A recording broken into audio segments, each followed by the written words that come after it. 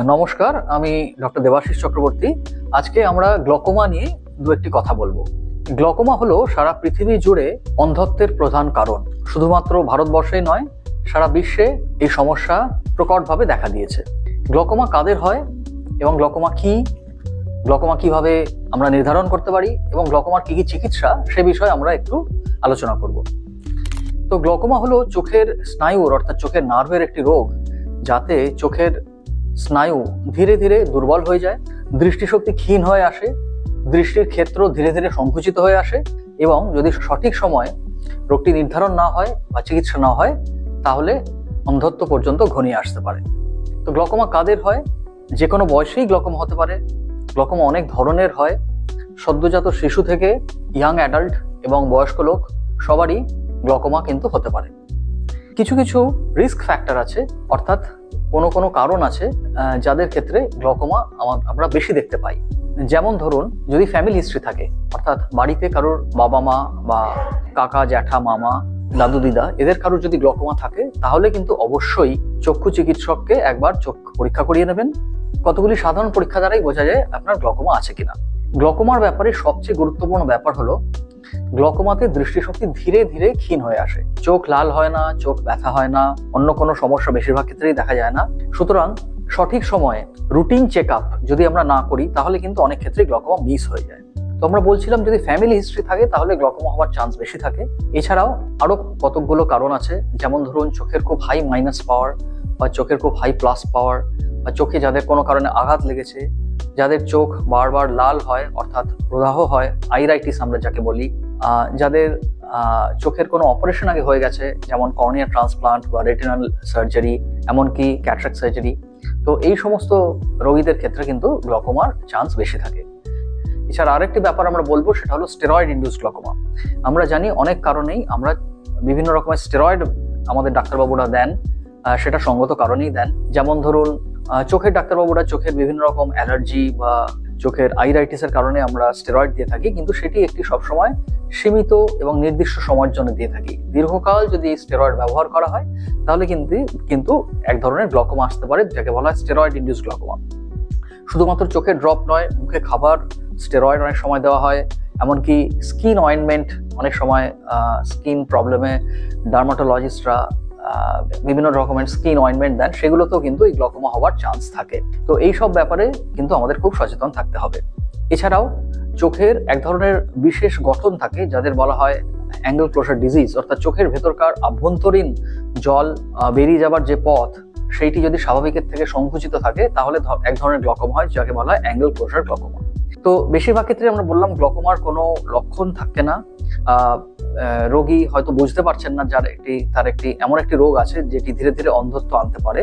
সে কারণে আমরা বারবার বলি যে 40 বছরের পর হলে অবশ্যই চক্ষু চিকিৎসককে একবার রুটিন চেক আপ করান।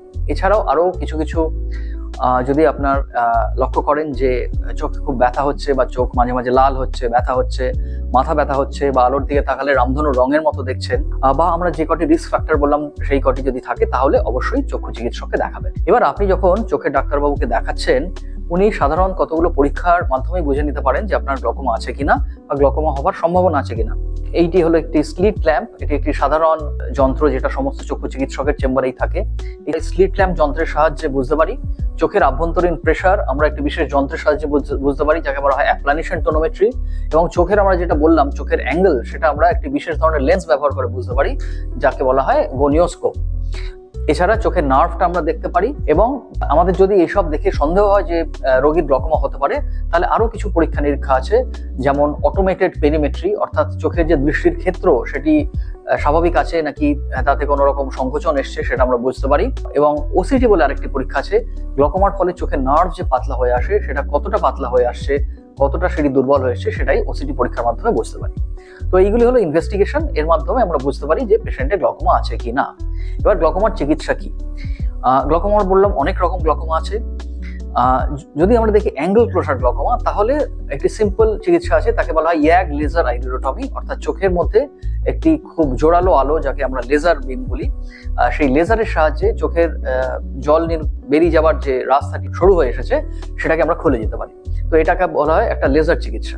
এছাড়া আমরা বেশিরভাগ ক্ষেত্রে যেটা শুরু করি সেটা হলো গিয়ে চোখে বিভিন্ন রকমের ড্রপ, অনেক রকম চোখের ড্রপ আছে। এই ড্রপ আজকাল খুবই উন্নত মানের, এবং বেশিরভাগ ক্ষেত্রেই আমরা চোখের প্রেশার এই ড্রপের মাধ্যমে কন্ট্রোল করতে পারি। চোখের প্রেশার আমরা বললাম গ্লকোমার একটা ভেরি ইম্পর্টেন্ট রিস্ক ফ্যাক্টর, এবং আমাদের লক্ষ্য থাকে যে চোখের প্রেশার স্বাভাবিক রেঞ্জের মধ্যে নিয়ে আসা। নর্মাল চোখের প্রেশার আমরা বলবো অন এন অ্যাভারেজ 10 থেকে 21 মিলিমিটার অফ মার্কারি। যদি চোখের প্রেশার এই ওষুধের মাধ্যমে কন্ট্রোল থাকে তাহলে তো খুবই ভালো, আমরা পেশেন্টকে রেগুলার ফলো আপ করি। অনেক সময় দেখা যায় যে একটা সময় অবধি ড্রপে কাজ হচ্ছে, কিন্তু তারপরে আবার সেই প্রেশার বাড়তে শুরু করেছে, গ্লকোমা প্রোগ্রেস করছে। সেক্ষেত্রে কিন্তু চোখের নার্ভকে বাঁচাতে আমাদের সার্জারির অর্থাৎ শল্য চিকিৎসার সাহায্য নিতে হয়।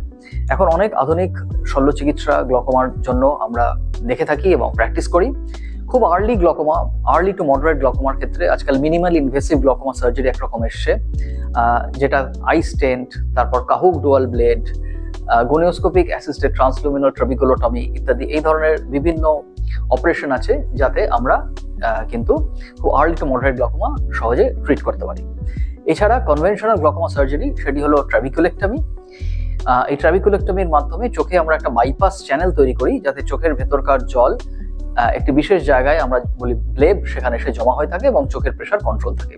যদি ট্রাবিকুলেক্টমি করার পরও চোখের প্রেশার কন্ট্রোল না হয়, বা কিছু কিছু গ্লকোমা আছে সেখানে ট্রাবিকুলেক্টমি অত ভালো কাজ করে না, সেক্ষেত্রে আমরা ভালভ সার্জারি করি, অর্থাৎ গ্লকোমা ইমপ্লান্ট ডিভাইস, যেমন আহমেদ ভালভ বা আদি ইমপ্লান্ট, এই ধরনের ইমপ্লান্ট অপারেশন করা হয়।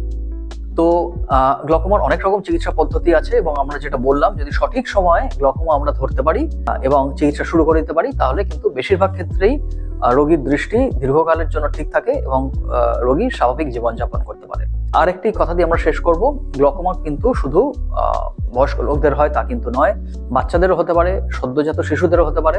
তাকে বলা হয় পেডিয়াট্রিক গ্লকোমা বা চাইল্ডহুড গ্লকোমা। এই ধরনের গ্লকোমার কিন্তু একমাত্র চিকিৎসা হলো শল্য চিকিৎসা বা সার্জারি, এবং আধুনিক অনেক রকম চিকিৎসা পদ্ধতি বেরিয়েছে, যাতে সব ধরনের গ্লকোমা ইনক্লুডিং বাচ্চাদের গ্লকোমার খুব ভালোভাবে চিকিৎসা করা সম্ভব। পরিশেষে আমি বলবো যে গ্লকোমা নিয়ে অযথা আতঙ্কিত হবেন না। গ্লকোমার আধুনিক চিকিৎসা পদ্ধতির মাধ্যমে বেশিরভাগ গ্লকোমা পেশেন্টই কিন্তু সুস্থ জীবনযাপন করতে পারেন, সুস্থ স্বাভাবিক দৃষ্টিশক্তি থাকে, এবং যদি শল্য চিকিৎসার দরকারও হয় তাহলেও কিন্তু আতঙ্কিত হবেন না। বেশিরভাগ গ্লকোমা পেশেন্টই গ্লকোমা অপারেশনের পরেও খুব ভালোভাবে জীবনযাপন করতে পারেন। নমস্কার। এখন আলোলিকা হসপিটেক্সে বসছেন অভিজ্ঞ glaucoma specialist doctor Debashis Chakraborty. Appointment booking এর জন্য কল করুন নিচে দেওয়া নাম্বারে।